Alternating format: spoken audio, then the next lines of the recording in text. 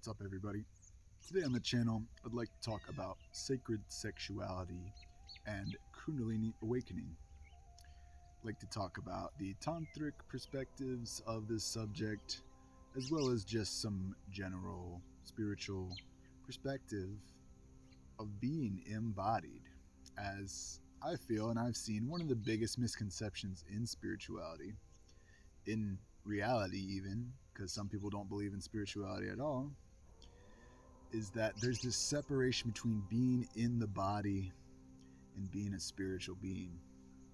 You know, you're having a human experience, but we all have to realize that we are the immortal spirit. We are that true essence that flows through all things. Our true being is one with that, and we get to come in these bodies to experience this life and all of its beauties, all of its energies. And there isn't one aspect of that creation that should be denied. This is a tantric perspective, a non-dual perspective, you could say. Advaita Vedanta speaks of non-duality, because we live in a dualistic world. I've made a video on Shiva and Shakti that you can go check out if that's a new subject for you. Some people think even Shiva and Shakti are some external thing we're supposed to worship, and while there's various forms to connect with God, to connect with Goddess and the Great Mother, all of these things are pointing to an internal process that each of us must go through, and to energies that we must balance. So check out that video if you'd like to learn more about that from the non-dual perspective, that whether you're man, whether you're a woman, you have Shiva and Shakti inside of you. These are the masculine and feminine principles. And the whole purpose of yoga, tantra, union is recognizing this dual polarity so that we can come into union, so that we can come into sacred union. And on the subject of sexuality, I just kind of came out the yoni and the lingam, the yoni being the Shakti, the feminine regenerative parts, or the vagina, you could say, and the lingam being the male regenerative organ, or the penis. Essentially, these are meant to come together. That's how a baby is made. And it just shows you that all things in creation, without this other principle, we couldn't have the whole thing. You can't create life without the masculine and the feminine principles coming together. You can't experience Kundalini awakening, no matter you're male or female, like I said, because Kundalini has a whole misconception that it's just some feminine thing and the feminine is rising, and it is. But that doesn't mean femininity or feminism should be taking over anything. I think that's a very clearly a political agenda that a lot of us fell for at one time. I thought, oh, this is how it's supposed to be. We should just let the women take all the lead, and saw how that went south real quick. So as a man, as a leader, as a driven masculine, one-pointed Shiva consciousness, I'm here to give you guys the real thing. I'm here to give, and gals, the real thing.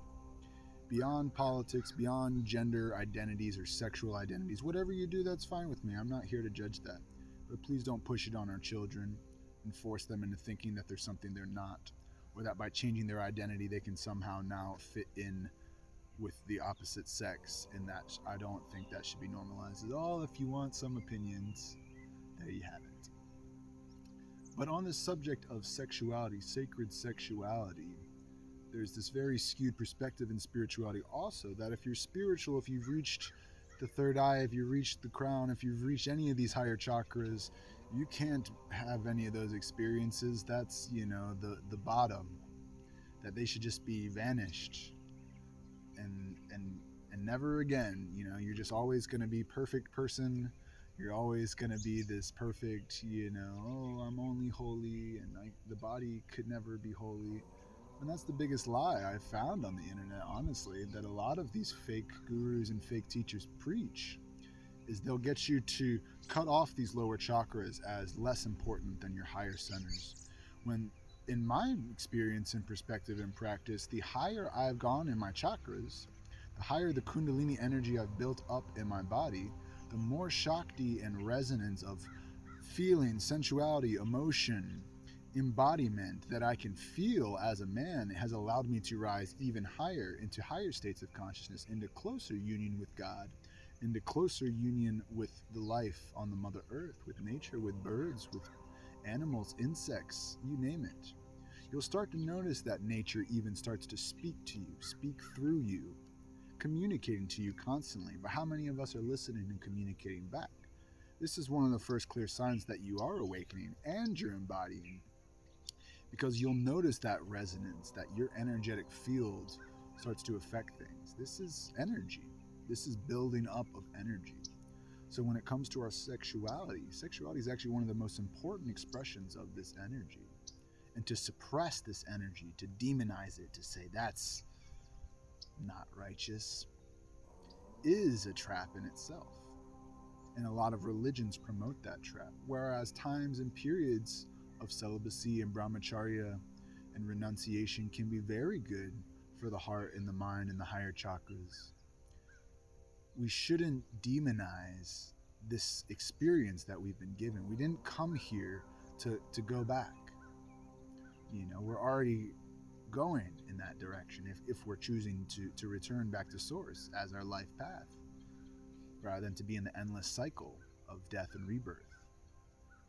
We experience that here so that we can transcend those limitations in all of our chakras. So when one aspect of us dies, a new part is reborn.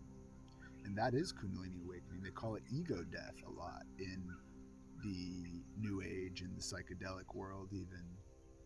That once people do these psychedelics, you know, or experience it once, they're like, oh, our ego is death and I'm enlightened now and this and that. And I'm not here to promote that or dogmatize or shame that even. I think natural medicines and plants of the earth all have their place, especially when it comes to awakening to our senses and our embodiment, and how this physical experience is so much more than meets the physical eyes.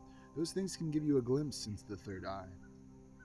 They can give you a glimpse into the heart chakra. You might feel divine love. You might feel that love for life or for another human being or for the Mother Earth. Or you might have visions, you know. You might feel even like you were at the Godhead and you saw everything and you were one with everything. But you can also experience that naturally, which is the whole purpose of Kundalini awakening. To awaken your dormant energy, the Shakti energy that is coiled in the root chakra, which requires you to be embodied, to embrace your sexuality, to embrace your embodiment, to embrace the beauty that this experience is designed to teach us. And realize that it's all divine, that you are a divine being, you are here with a purpose. You can heal anything you've been through, and you can work through these traumas, because sexuality is another one of those things that trauma. You talk about sexuality with the wrong person, or be openly, you know, healed in that chakra, and you may find that this world has demonized it so much that for me, as a spiritual man, I've been demonized for speaking openly on these things, because I'm supposed to be a follower of this religion, or I'm supposed to be identified with this way of doing it, and I don't buy any of that. I don't buy it. So just want to check that one twice so everyone can understand the bigger picture here. The bigger picture is that we should be able to have these open conversations, because it's really interesting to me, once again, in the Kundalini world and the healing and the Shakti and the tantric world, especially in the West, for where there's a lot of misinformation and misguidance, as well as some of these ancient truths find their way to the surface in their pure form, something I take as much responsibility to deliver in this pure form to everyone in clear, plain English, and using some of the terminology while keeping it as simple as possible, so that anybody could start to realize these esoteric concepts aren't so deep and hidden in secrecy and taboo and all the nonsense. But like I said, it's so open for women nowadays to be able to talk about these things and do their their twerk shops and their panty parties and whatever else you want to call it. And I have no shame against that. I think it's beautiful. I think women expressing their natural beauty and femininity and sexuality is something that the world needs. And it needs to be taken out of the lens of lust. It needs to be taken out of the lens of what pornography has done, just this big bang and sex, and there's no love attached to it. There's no divinity inherent in it. So I think women are doing a good service in a lot of that they share. But as a man, I've seen how quickly I've been demonized for having certain strict beliefs, as well as being open and fluid to this awakening of Shakti and of the feminine within us all, not just in the women. But that is the thing that's going to bring balance back to this earth, is when we get back in touch with the Mother Earth, when we get back in touch with that divinity that's inherent here, rather than looking and waiting for when we pass on to find out what that is. I believe, just as even Christ spoke, that the kingdom of heaven is within us. And it's not some far off place, but he's asking us to look inside our hearts. He's asking us to look inside to see what is true. And divine union is true. Natural beauty is true. Sacred sexuality is true. All of these things, and the higher chakras, and the higher expressions and higher experiences. So if you want that, you can have it. Just remember, don't stay stuck in the lower experiences. Learn to embrace and embody every aspect of your chakras. And I have plenty of videos on the channels for that, both lectures that walk you through the mental, emotional, spiritual aspects, as well as the physical practices you can do. And the mantra meditation album is out on all the streaming platforms, as well as I have playlists on the channel.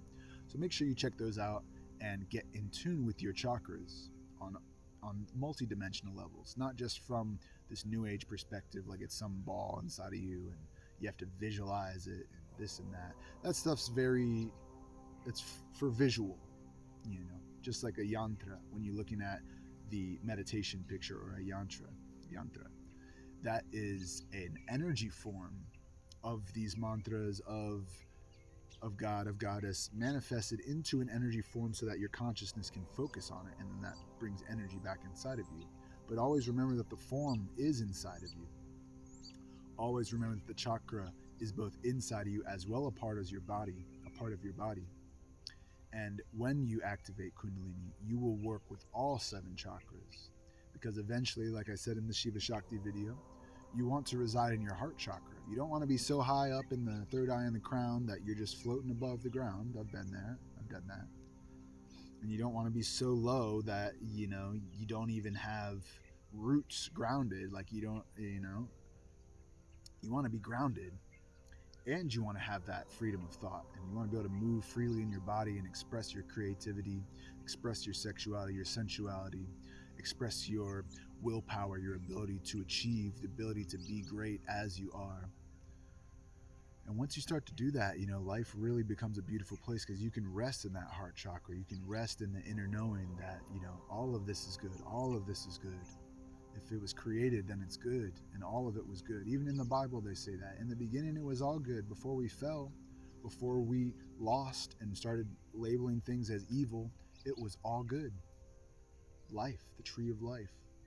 So once we get back to that perspective, even from an esoteric biblical understanding, even from the exoteric biblical understanding, you can see how everything was good and created to be good. We were created to be good. Man and woman were created to be good, to be equal.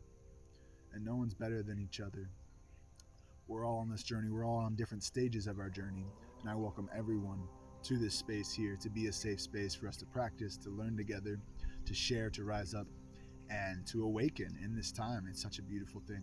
So if you like this, make sure you subscribe to the channel, hit the notifications bell for future videos and updates, and also make sure to hit the links in the description. You can join our Patreon group, where we have bi-weekly meditation and yoga circles, as well as weekly yoga practices that you can become a part of, so we can help you on your journey, help you on your Kundalini awakening, share some of these deeper insights that are missing in so many places, and we will fill those gaps for you God willing, Divine Mother willing, and bring the best of ourselves to the table as you bring the best of yourself to meet yourself for the first time.